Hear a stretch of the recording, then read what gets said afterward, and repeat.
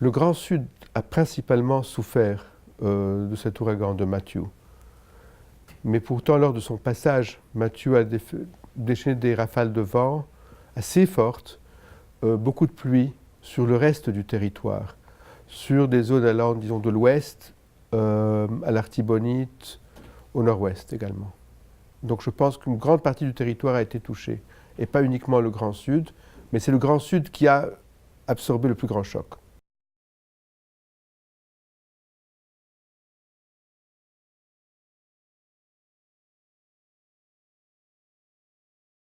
Le bilan est très lourd, mais avant l'habitat, avant la pêche, avant l'agriculture, il y a les vies humaines.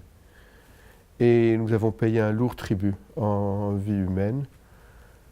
Les morts se comptent par centaines.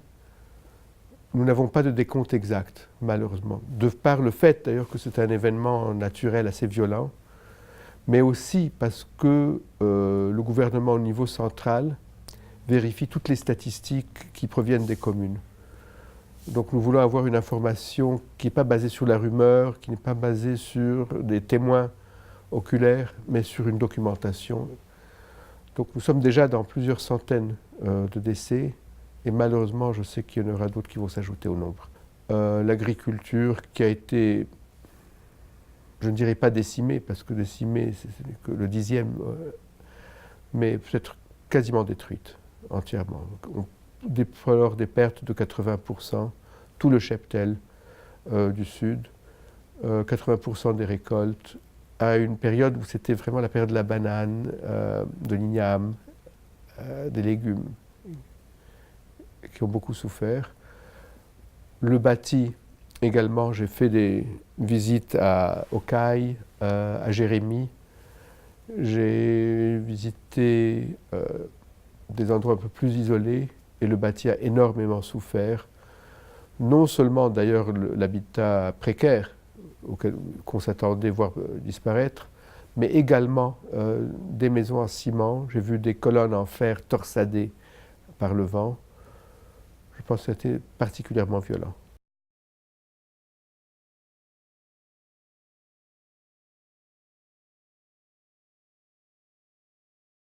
Pour la population dans les abris, le chiffre change, hein, le chiffre varie, parce que les gens rentrent, sortent, passent quelque temps en famille, reviennent dans l'abri. Nos derniers chiffres sont de 175 000 personnes en abri provisoire. Mais ceci ne tient pas compte de la vraie détresse de personnes en dehors des abris, qui ne trouvent pas de place dans les abris, et qui parfois restent dans des maisons sans toit ou chez des parents serrés. Je pense également, dans les abris, à la situation des femmes. Parce que surtout dans les abris, les femmes sont exposées à des violences sexuelles. Mais également, je pense aussi au nombre de femmes enceintes. Dans le dernier trimestre, il y en a plus de 8000 qui vont devoir accoucher, qui ont besoin d'un suivi médical. Et puis finalement, quand on parle de la relève du Sud, quand on parle de la relève de l'agriculture, n'oublions pas que un des premiers acteurs est la femme.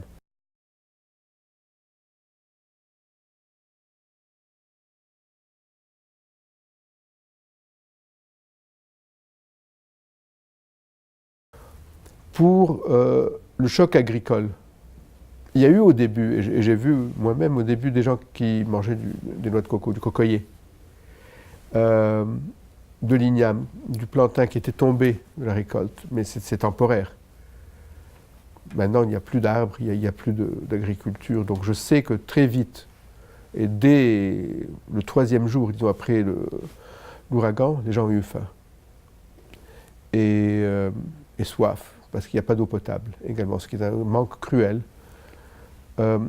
Et il faut assurer ceci. Nous avons commencé à le faire dans les centres les plus faciles d'accès. Un autre effet de l'ouragan était de limiter la circulation routière. Les routes sont bloquées. Et donc nous essayons de parvenir aux populations les plus isolées, ou par voie des airs, par hélicoptère par exemple, ou peut-être même par bateau. Mais il faut que nous atteignions toutes ces populations.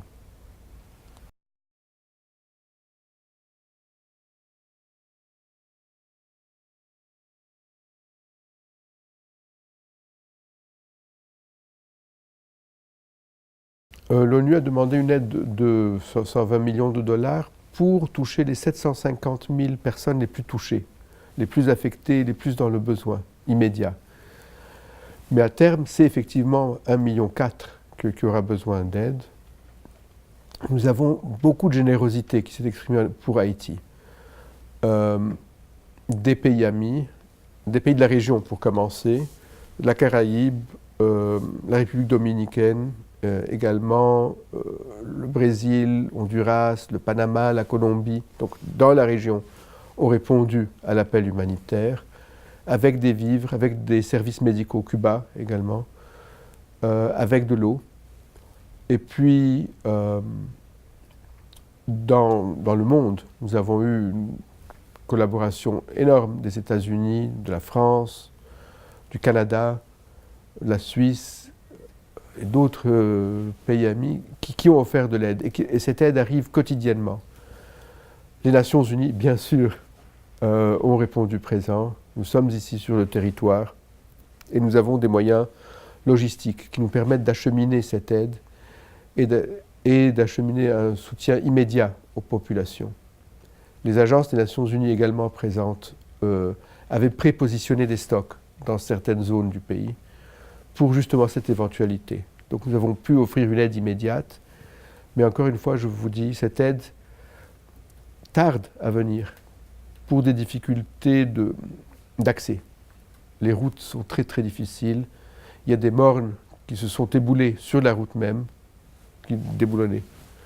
Il y a des ponts qui se sont effondrés. Et donc nous ouvrons les routes le mieux possible. Il y a des zones qui ne sont pas accessibles par hélicoptère, mais nous faisons de notre mieux.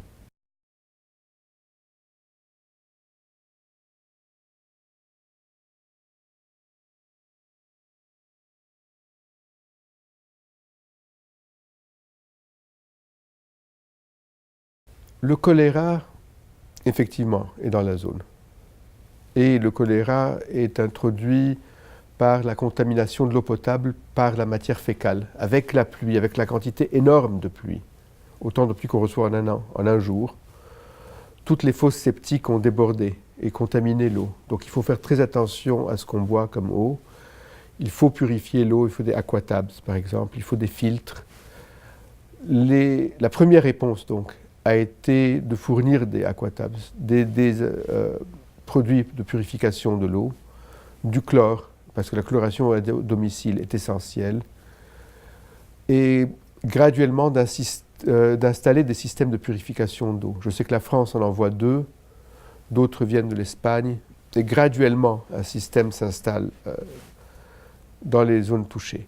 Mais également, je pense qu'il est important aujourd'hui de prévenir la transmission du choléra par des vaccins. Et nous avons reçu 1 million de doses de vaccins qui vont aller, pour commencer, dans les régions les plus touchées. Maintenant, j'ai parlé du choléra, mais il n'y a pas que le choléra. La contamination de l'eau potable donne d'autres maladies diarrhétiques qui ne sont pas nécessairement choléra, mais qui sont tout aussi graves.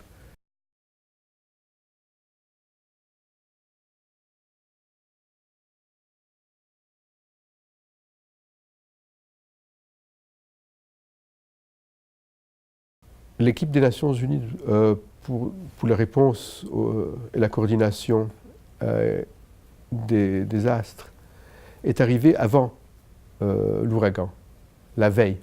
Nous avons commencé à recevoir du soutien de cette équipe, qui s'était installée en place à la direction de la protection civile, au centre des opérations d'urgence nationale. Parce que pour cette crise particulièrement, ce que nous essayons de faire, et ce que nous devons faire, est donner la primauté de la réponse à l'État, au système même de l'État qui est souverain sur son territoire. Et nous respectons cette souveraineté, bien sûr. Donc les équipes des Nations Unies et la coopération internationale viennent en aide, en appui à un service de l'État, qui lui est le premier responsable. Cette équipe est donc arrivée et organisé un peu la réponse selon des secteurs. Donc nous avons une réponse pour l'eau et l'assainissement, une réponse particulière pour l'alimentation et la sécurité alimentaire et la nutrition, une autre réponse pour la relance de la campagne agricole, parce qu'il est très important. L'aide, aujourd'hui, va durer combien de temps? L'aide humanitaire. Mais les gens n'ont pas besoin d'aide humanitaire. Ils ont besoin d'aide pour reconstruire leur propre vie, pour reconstruire leur maison, pour reconstruire les bâtiments publics, pour recommencer la campagne agricole, pour planter, pour avoir un nouveau cheptel. Et je crois qu'à long terme, ça sera l'aide la plus importante.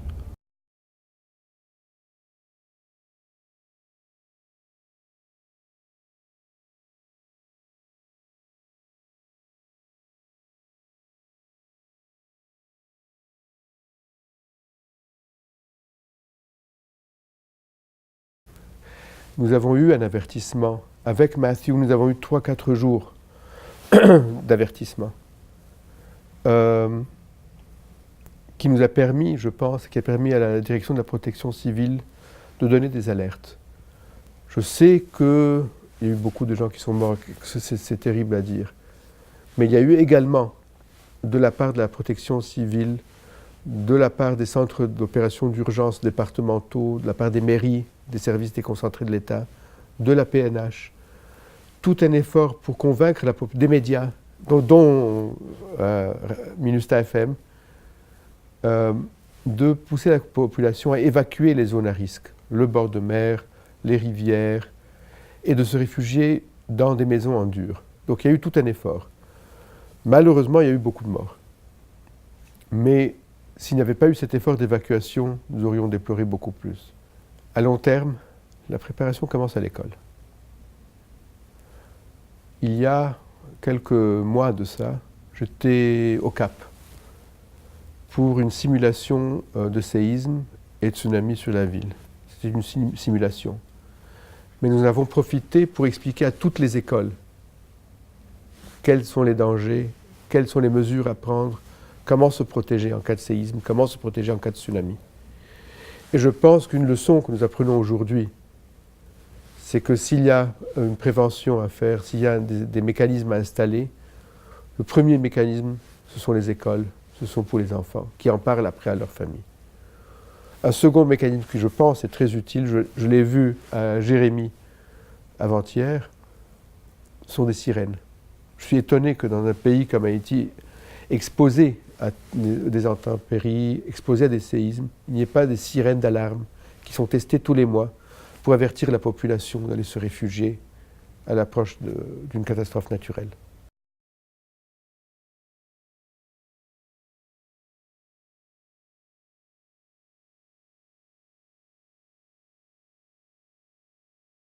Absolument pas répéter, ni dans cette situation, ni dans aucune autre.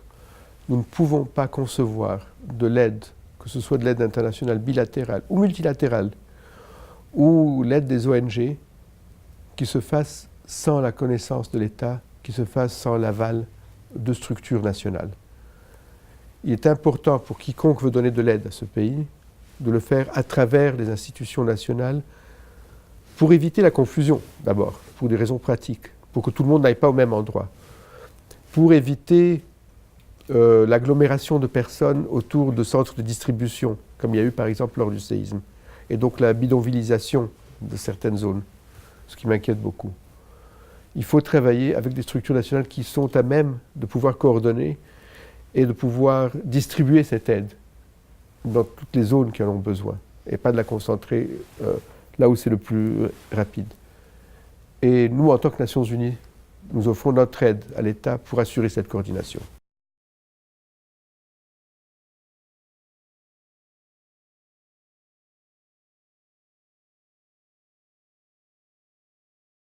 Si nous tous, États, coopération internationale, faisons notre travail bien, faisons une bonne réponse, j'espère que nous pourrons limiter l'exode vers Port-au-Prince, mais aussi l'exode des mornes vers les centres urbains. Et c'est pour ça que j'insiste. La distribution de vivres, de couvertures, de bâches, de tôles ne peut pas être faite uniquement au Caille ou à Jérémie. Il faut que ça aille dans les mornes, pour que les gens puissent rester chez eux et reconstruire leur propre vie chez eux, sans aller devoir chercher de l'aide, et puis parfois ne jamais repartir.